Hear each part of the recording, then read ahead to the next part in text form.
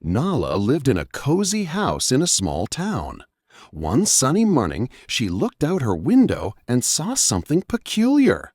The big old oak tree in the town square, the one with the perfect climbing branches, had a bright orange X spray painted on its trunk. "That's odd," Nala mumbled to her fluffy toy lynx, Pounce.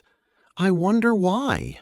Later that day, while Nala was building a super-duper block tower, she heard her parents talking in the kitchen. "They're saying it's a safety hazard," her mom explained. "But Mrs. Gable thinks it's a landmark. She says it was here when her grandparents first moved to this town." Nala frowned. A safety hazard? A landmark? What did that even mean?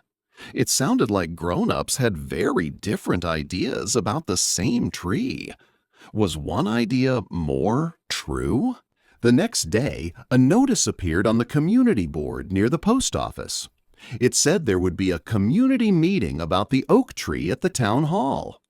Nala imagined everyone sitting in a big circle, talking and maybe even drawing pictures, like she did when she brainstormed what game to play with Pounce.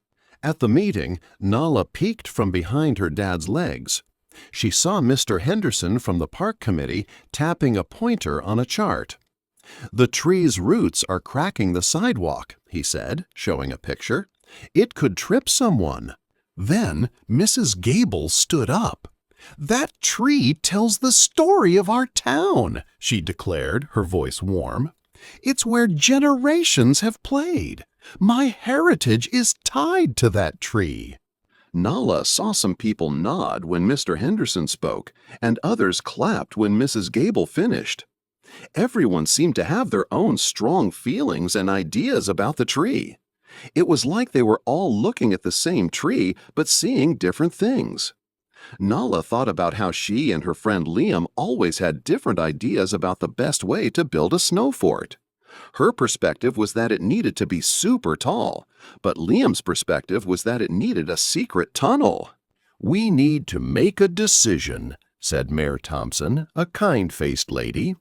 "We can vote, or we can keep discussing until we agree, or—" She paused, looking around the room. "Someone could just decide what happens to the tree." Nala's mind buzzed. How would they choose? What would be the best way to figure out what to do about the oak tree? And why did everyone think their own idea was the right one?